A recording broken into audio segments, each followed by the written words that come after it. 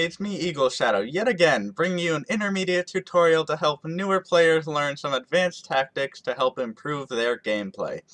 Once you are above level 10 and comfortable beating the AI on solo or co-op, you'll be ready to watch this video and prepare to play some PvP. I'm going to be showing you lots of tips and tricks to think about while you're playing, so try to learn as much as you can and apply it while you're playing. First, let's go over the complete in-game user interface, because you should be monitoring every aspect of it at all times. Up here, we have our credits. You should always leave enough credits in your bank to build emergency units. But don't float too many, because you should try to always have a good amount of units on the battlefield. If you are floating a lot of credits, make a push and try to take an outpost, because you can easily replace your army. The green numbers next to that are your upkeep. That's how many credits you gain per half second or so. Above those is your unit cap. You always want to be able to pull out units in a pinch, because if someone starts attacking you and you try to make units but suddenly realize you hit the unit cap, you can quickly lose control of the game. You should always know when to make generators, or when to push out, or when to sell unnecessary units. It is critical to you winning the game. Down here in the bottom left is your minimap. It's one of the most important things to keep an eye on, especially early game. You should always be watching for early rushes or harass, because if you see it on the minimap, it gives you extra time to respond and build defenses, so you can always stay in control. Above that is the timer, which shows the time of the game. And behind that timer is the map control. So red has most of map control. I only own one outpost besides my base. So that's that. Alright, let's get into the meat of the video, where I show you lots of tips and tricks to help improve your gameplay. See you then. Let's start with abilities. All mechs have special abilities in-game that allow them to do different things. Each mech has 8 unique abilities, and as you level up in-game, shown here next to your name, you can access them. You can unlock them and upgrade them all to level 3. They are located at the bottom right here, or by holding tab. When you see the ability you want to upgrade blink with a yellow plus sign like these are, you can click on it and it will start building. However, it costs credits to build. They build automatically, so you don't have to wait for the rest of your build queue to finish building as you would for normal units. They build right alongside normal units.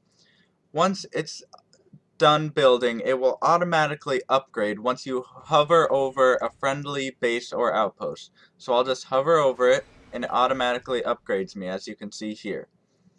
Once it starts blinking again, you can buy the next level, which will make the ability more powerful, as you can see, or you can buy a different ability. So I'll buy it again. In my mech strategies tutorials, I will go over each mech's specific abilities and good ones to upgrade first. Most abilities are accessed by landing and then pressing or holding the right mouse button. So as you can see, this is a sword, and if you hold the right mouse button and the left mouse button, you can start swinging. And if you're not swinging, it's a shield. You can experiment yourself to find your favorite abilities.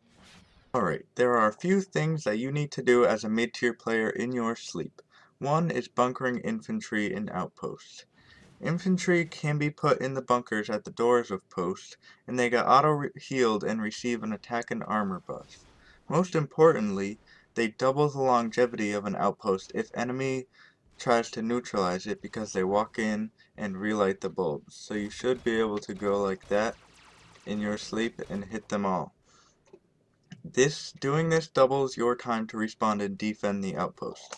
There's no need to put tanks there, because they don't receive any buffs and can only shoot on one side of the post. You should really put them on the corners like this, so they can shoot over here and over here. Next is to use the loadout bar, not hold Q. Holding Q like this to choose units takes your eyes off the battlefield for too long, and you are a sitting duck if you're not over an outpost. It's much easier to build units on the fly by just clicking on them at the bottom of the screen, like that. One last general note is double damage. Tanks have a weak spot in the back where they take twice as much damage as normal. So if you see, if I place this here, and they start shooting at it, it's blinking red because it's taking double damage. So you should always try to kill tanks from behind. Trucks and support units and turrets don't have a weak spot. Bases also have double damage at each corner, so be sure to do drops at the corner or micro your push so they shoot at the corners. Reversely, some units have reduced damage in the front, like turtles, rollers, or busters. So if I place this turtle here and the unit starts shooting at it, it curls up into a ball and is now blinking blue. That means it's taking reduced damage, so it won't die as quickly. Now let's move on to opening strategies. Practicing and perfecting openings on all maps is a must for any mid-tier player. You have to be ready to battle after 45 seconds, because if you are slower, the enemy will get ahead. I'll show you a typical opening for this map in Mech, then walk through how to do it yourself. So this is really all you're going to need, guys. First you have to build moneymakers, and then socket them on all the sockets. Now I have built 6 because there are 6 sockets on your side of the map. You will only be able to access 5 in the first 45 seconds because there will be a barrier right here.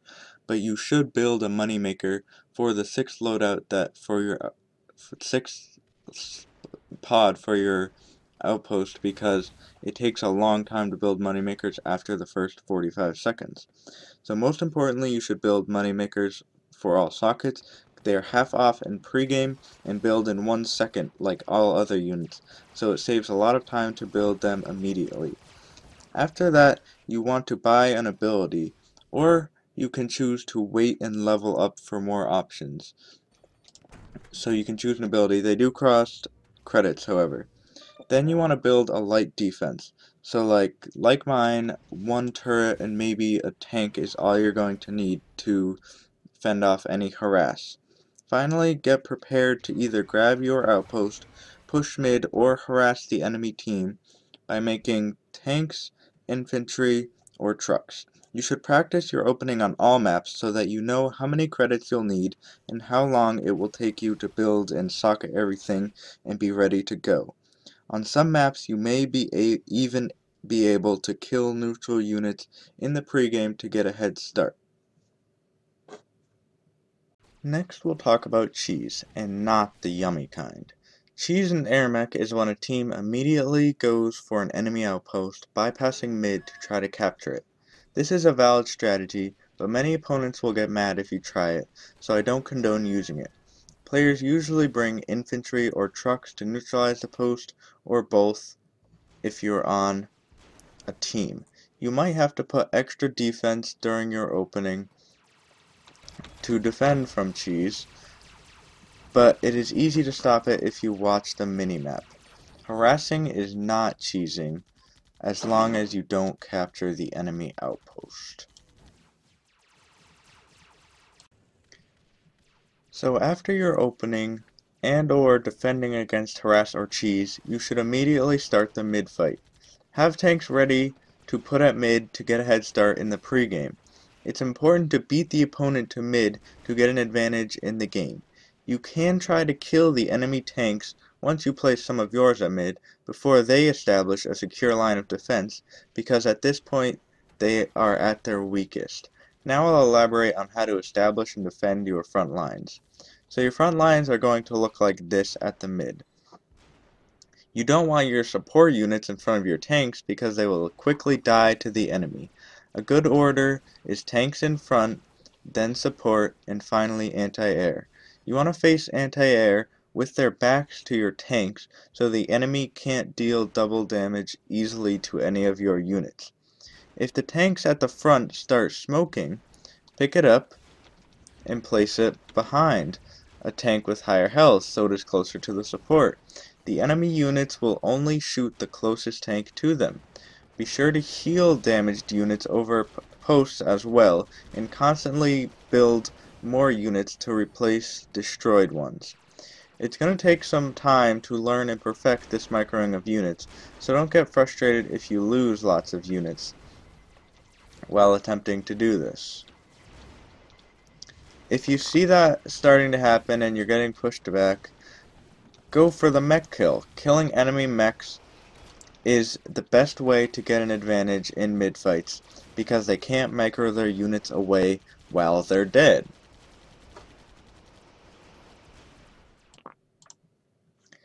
After getting mid, or if you are stalemating and no one can take control, or if you just want to distract the enemy from the main fight, you can try harassing. This consists of neutralizing outposts, killing moneymakers, and destroying defenses. Always bring units like trucks or infantry because it doubles your effectiveness. You can place trucks down and then go harass somewhere else, so you can be in two places at once. Harassing is always a good idea if you have some spare time, but you have to know when to leave and continue the main battle. If you are lower than half health, leave, because it is not worth it to die while harassing. Be aware of where other mechs are as well, because they could be doing the same harass to your defenses. Tum-de-dum, I'm just gonna hover over my outpost here while I wait for my units to build so I can totally win the game, because the enemy's probably not doing anything right now. No, you should never do this. This is only for noobs. Always be building units in your build queue, but don't hover over your outpost for the units to finish. You could be scouting, harassing, or microing other units in the meantime. No, this doesn't mean keeping units in your queue the whole game and never taking them out either. You have to multitask to be good at Airmech. It is a huge aspect of the game. You must defend while attacking, build while destroying, kill while surviving. One little tip about build queues. If you misclick and make the wrong unit, like, oh, I only wanted to make 4 T-45s, just press backspace, and it deletes your last build queue. If you accidentally take out the unit, nuts, I didn't want a T-45, they're useless. You can just hold space while over an outpost, and it will recycle for a full refund, even if it's damaged or you've had the unit out for a long time. This is also a great way to avoid being unit capped. Mass Commands was recently added to Airmech, and it brings a whole new level of strategy. It's easy to learn and execute, and is a great way to move your units quickly across the battlefield, but it takes time to learn and use effectively. All you do is fly over your units while your cargo is empty and hold down Control, so you see your units light up like this. Once you've selected your units, you can use the commands in the right hand side to send them to attack or capture, and they will start moving together, like so. And then if you want to stop them, you just hover over them and hold Control, and then press C or hold position, and then they will stop where they are. Now if you're holding a unit in your cargo and hold Control, it doesn't work. Your queue has to be empty. So doing this is great for making final pushes, so be sure to utilize this tactic. Last tip for you is the most important in my opinion, because it involves your fort health. It's painful to watch new players, and even sometimes veterans, take so much damage to drops or pushes from the enemy when it could have been avoided by body blocking. If a tank is shooting at your base, the most important thing to do is stop the damage. So let's pretend that this tank here was shooting at our base and we were taking double damage from the corner. If you have a tank in your queue, you should take it out and put it in between the fort and the tank, like so, so that the tank takes damage rather than the fort, and then you can land and shoot the enemy unit from the behind. If you have an empty queue, however, which you shouldn't obviously, but you should place yourself between the tank and the fort and shoot like so, because it's better for you to take damage and spend more time killing it rather than your fort taking damage, which is impossible to gain back again. You should be watching for drops if you are in the lead, because the enemy will get desperate and try anything to win.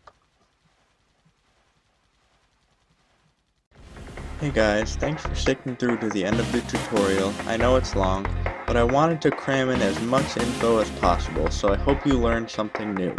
I'll be coming out with an advanced tutorial soon, and be sure to check out my other tutorials and commentaries. Like, subscribe, refer me in game if you're new, and download this awesome game of Airmech. See ya later.